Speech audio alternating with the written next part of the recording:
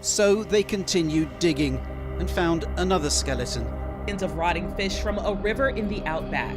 This after an unprecedented dive. A mysterious cave just appeared under Euphrates River out of nowhere, for several miles, exhibiting varying depths and widths along its length. The rift is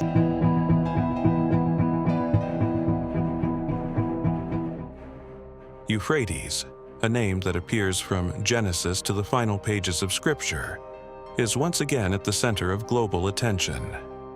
As water levels drop to historic lows, things that have remained hidden for thousands of years are beginning to surface. Fish covering the river's surface, deep cracks splitting the ground, ancient ruins emerging from dark layers of mud. This is not merely environmental change. This is a location mentioned by name in the book of Revelation. And when Revelation says the Euphrates will become part of the final events of history, the question is no longer if, but where are we now in that prophetic timeline? If this makes you think, like this video, leave your thoughts in the comments and subscribe for more in-depth analysis. The river turned silent overnight. Along miles of the Euphrates, thousands of fish surfaced at once, their pale bodies drifting in clusters, carried slowly by a current that seemed weaker than ever. What had once been a living artery of movement and sound became a corridor of stillness. Nets pulled up nothing but lifeless weight. Shorelines that usually shimmered with motion now lay covered in white scales, reflecting the sun like scattered fragments of bone. This did not happen during a season of flooding or contamination panic. It happened when the water was already dangerously low. The riverbed had been shrinking for months, exposing mud flats and narrowing channels, concentrating everything within a thinning flow. Oxygen levels dropped as temperatures rose, and officials quickly pointed to environmental stress. They spoke of imbalance, of algae growth, of natural decline intensified by drought. Yet no large chemical spill was announced. No industrial catastrophe was identified. There was no single explosive event to blame. Instead, the explanation felt almost too quiet, too technical, too insufficient for what the images showed. Entire stretches of water looked as though life had been abruptly switched off. Birds circled overhead but hesitated to land. Fishermen stood at the banks in stunned disbelief, unsure whether they were witnessing ecological collapse or something far more unsettling. For many observers, the scene felt hauntingly familiar. In Exodus 7:21, the Nile turned to blood, and the fish died, leaving the river foul and undrinkable. The Euphrates did not turn red. Yet the symbolism of sudden death within a biblical river resonated deeply. A waterway long associated with empires, prophecy, and ancient judgment now displayed a chilling image. Life erased in broad daylight. What made the moment even more disturbing was the scale. This was not a handful of isolated carcasses washed ashore after a minor disturbance. It was a sweeping die-off stretching for miles, visible from bridges and recorded by drones.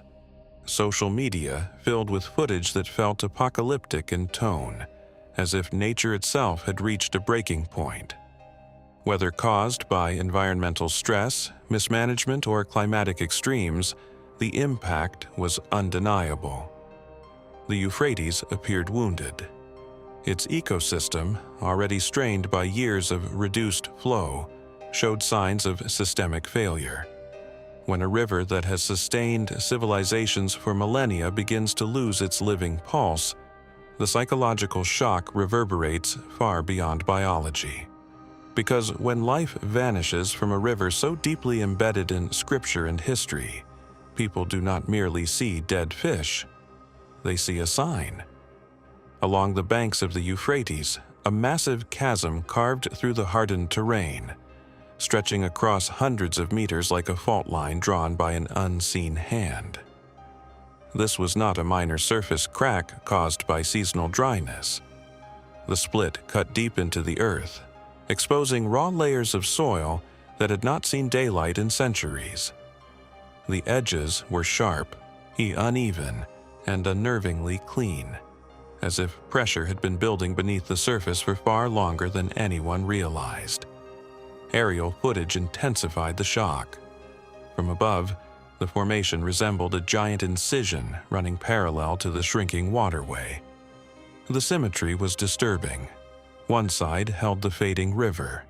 The other displayed fractured ground that seemed permanently altered. The contrast between flowing water and ruptured terrain created an image that felt almost symbolic, as if stability and breakdown were existing side by side. Seismic monitors detected nothing. No tremors, no underground detonations, no military impact. There were no explosions, no construction mishaps, no violent disturbances. What appeared instead was the visible consequence of prolonged dehydration. Months of extreme heat and sustained drought had stripped moisture from clay-heavy soil, causing contractions so severe that the surface could no longer hold together. Eventually, structural cohesion failed. The fissure did not appear gradually over years. It manifested rapidly once internal tension exceeded tolerance. What had been compact ground transformed into a gaping divide, exposing vulnerability beneath what once seemed solid. Farmers in nearby areas described the site as unnatural. Elders who had lived along the river for decades admitted they had never witnessed anything comparable. For those who read Scripture, the imagery stirred uncomfortable parallels. Isaiah 24:19 speaks of the earth being violently broken and split apart. While environmental stress explains the mechanics, the visual impact transcends technical description. A river tied to some of the most significant prophetic passages now flows beside a landscape that appears physically destabilized. The psychological effect is difficult to ignore. When terrain fractures along a river historically associated with judgment and upheaval, observers instinctively search for meaning beyond soil composition. Whether coincidence or warning, the scene forces a question. How much pressure can a region endure before collapse becomes irreversible?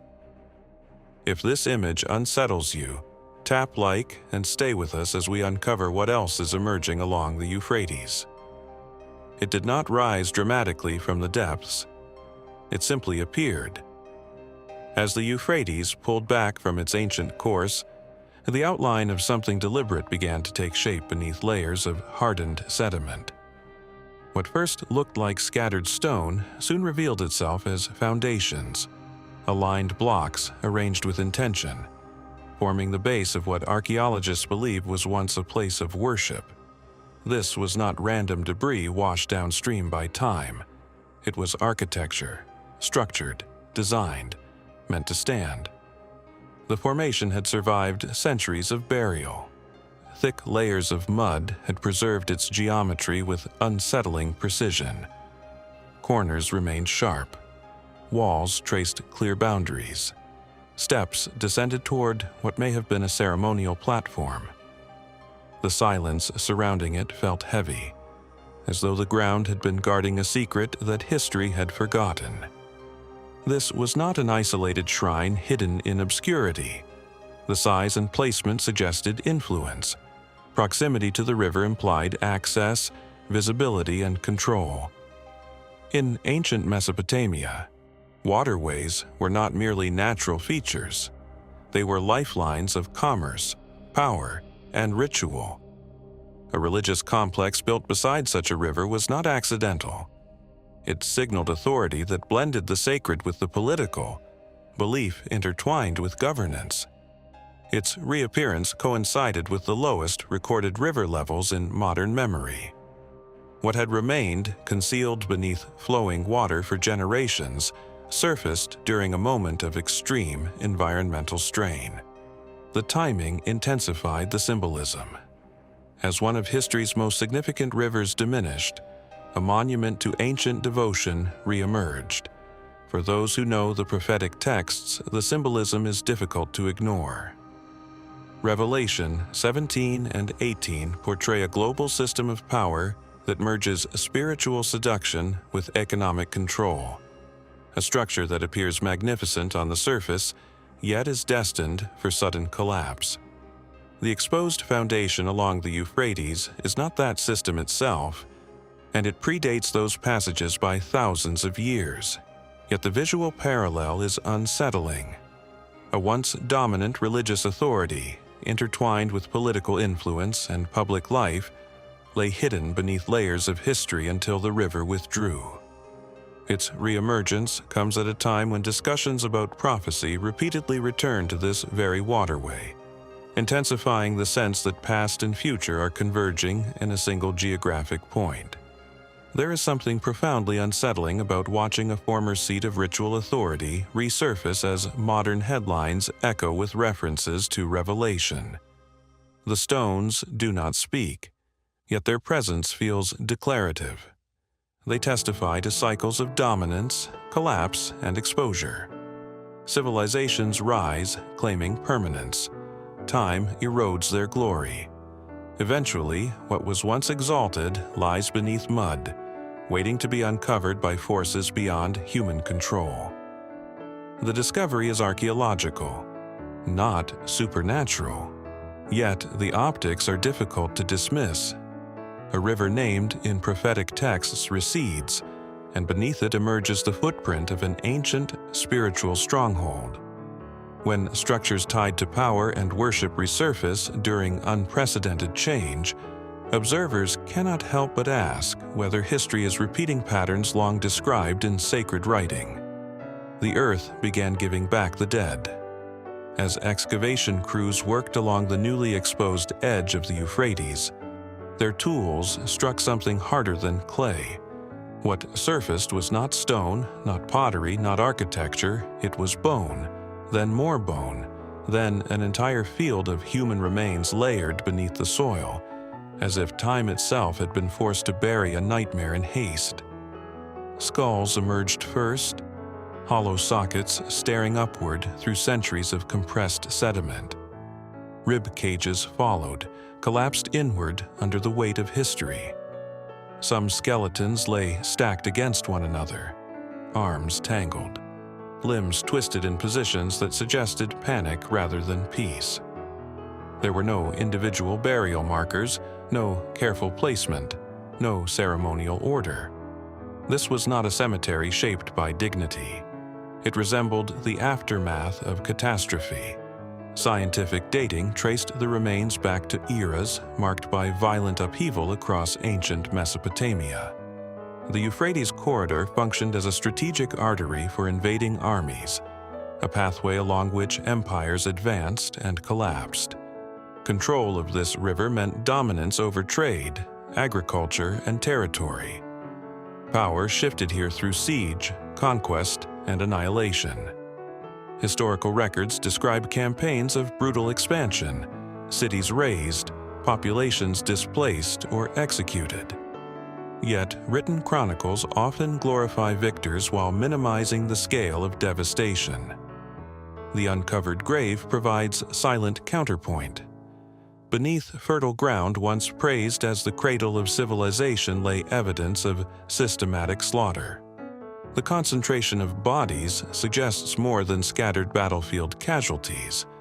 The arrangement implies sudden, overwhelming violence, perhaps following the breach of fortified walls or the fall of a settlement. These individuals did not receive prolonged rites of mourning. They were covered quickly, concealed by earth and eventually by the river's shifting path. For readers of prophetic scripture, the discovery evokes unsettling parallels. Though Revelation 9 portrays devastating conflict unleashed during the sounding of the sixth trumpet, resulting in staggering loss of life. While the grave predates that text by millennia, the imagery resonates powerfully. A river specifically named in apocalyptic passages now reveals proof of large-scale death embedded in its soil. The Euphrates basin has long symbolized both creation and destruction. It nourished cities, yet it also witnessed their fall. Beneath its banks lie stories not recorded in triumphal inscriptions. The skeletons uncovered serve as stark reminders that beneath prosperity often stands violence. When the ground yields such testimony at a time of renewed prophetic focus on this river, observers cannot avoid asking whether history is echoing patterns described long ago. What do you believe this mass grave signifies? A forgotten chapter of ancient brutality, or a symbolic reminder tied to the themes of Revelation? Share your perspective in the comments. The river began revealing words. As water levels receded further along the Euphrates, shapes emerged from the darkened sediment that did not resemble bone or broken masonry. Flat stone surfaces appeared, etched with deliberate markings arranged in tight repeating patterns. What at first seemed like random scratches soon resolved into cuneiform inscriptions, the wedge-shaped script of some of humanity's earliest recorded language. These were not loose fragments scattered by erosion. Several slabs lay partially embedded in hardened layers of silt, preserved by centuries of submersion. The characters remained sharply defined despite the passage of time, as though the river had guarded them from decay. Each symbol carried intention, each line once carved by hands that believed their message deserved permanence. Scholars who examined the stones confirmed their antiquity, linking them to early Mesopotamian civilizations that flourished along the Euphrates basin. Some passages appeared administrative, possibly recording transactions or territorial claims. Others suggested ritual or royal proclamations. Yet a portion of the inscriptions resisted translation entirely. Certain sequences contained unfamiliar combinations of signs, leaving linguists uncertain whether they represented lost dialects, ceremonial formulas, or coded declarations.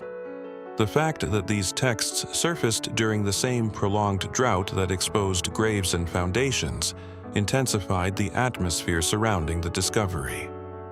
It was as though layers of history were peeling back simultaneously. Beneath the fading current lay evidence of governance, worship, conflict, and communication, compressed together beneath centuries of sediment. Cuneiform once served as the backbone of empires, documenting laws, tributes, victories, and divine mandates. Kings used it to proclaim supremacy. Priests used it to record offerings and omens. Merchants used it to secure agreements. Now, those voices, long silenced by time and shifting waters, have returned to view. There is something profoundly unsettling about watching the written record of ancient authority rise from beneath a river specifically named in apocalyptic scripture. The stones do not move, yet their presence feels declarative. They testify that civilizations built systems of control and belief along this corridor, systems that once seemed unshakable. As drought exposes more of the riverbed, observers cannot ignore the symbolism. History is not merely being studied in archives. It is physically resurfacing in a landscape already charged with prophetic associations. Words carved thousands of years ago now sit under open sky again, as if demanding to be read in a new context. When a river yields both skeletons and script, the effect transcends archaeology. It suggests that what was buried is no longer content to remain hidden. The river is no longer hiding what it once protected. As water levels continued to decline along the Euphrates, contours of terrain long concealed beneath shifting currents began to emerge with unsettling clarity. Raised embankments, angular mounds, reinforced ridgelines, and remnants of structured earthworks surfaced along stretches of the exposed shoreline. What had once been obscured by flowing water now revealed the unmistakable geometry of defense. These were not accidental formations carved by erosion. The patterns bore signs of deliberate shaping. Elevated vantage points overlooked narrow crossings. Hardened platforms aligned with what would have been strategic choke points. fragments of older fortifications and infrastructure hinted at a time when control of this river meant control of movement, trade, and invasion routes. For centuries, the Euphrates functioned as a natural barrier. Its width, depth, and seasonal volatility formed a defensive shield against advancing forces. Armies were forced to bridge, ford, or flank the waterway, making the river itself a silent guardian. Empires rose, confident that geography stood on their side. Now, that assumption is visibly eroding. Reduced flow has transformed once formidable crossings into shallow corridors. Exposed terrain that had been shielded by depth is suddenly accessible. Areas that required engineering feats to traverse in previous generations can now be approached with minimal resistance. The change is not merely environmental, it alters the strategic landscape. Satellite imagery and aerial reconnaissance reveal how dramatically the topography has shifted. Dry patches cut across former channels. Islands have fused with the mainland. What once acted as a buffer now appears fractured and penetrable. In a region already marked by volatility, such transformations carry weight beyond ecology. Historically, control over the Euphrates corridor determined the outcome of campaigns from Assyrian expansion to Persian consolidation. Whoever commanded its crossings dictated trade routes and supply lines. Its waters were both lifeline and obstacle. Today, as the river recedes, that built-in obstacle diminishes. The implications ripple outward. Reduced natural protection intensifies geopolitical tension, amplifying the region's sensitivity. Military planners do not view terrain symbolically. They evaluate accessibility, mobility, and exposure. The physical changes along the riverbanks rewrite those calculations in real time. There is something profoundly disquieting about watching a boundary lose its strength in an area already steeped in conflict. A river that once restrained armies now withdraws, unveiling pathways that had remained sealed for generations. When geography shifts in a place repeatedly referenced in prophetic discussions, observers cannot help but feel the weight of convergence. The landscape itself appears to be rearranging, and history has shown that such rearrangements rarely pass unnoticed. Within the sweeping symbolism of Revelation, where beasts rise, seals break, and bowls are poured out in layered imagery, only one river is identified by name in the sequence that unfolds before Armageddon, and that river is the Euphrates. This specificity stands out because Revelation rarely anchors its visions to precise geography. Yet in chapter 16:12, the text deliberately connects a real-world waterway to a preparatory stage in the final prophetic progression. Rather than describing abstract chaos, the passage outlines transition, implying that a tangible shift must occur in order for subsequent events to move forward. For centuries, readers treated this reference as distant symbolism, assuming that its fulfillment belonged to an undefined future detached from observable reality. However, the continued global focus on this very region has drawn renewed attention to the fact that the prophecy names an identifiable river flowing through modern nations that still dominate headlines. The Euphrates is not a marginal stream mentioned in passing.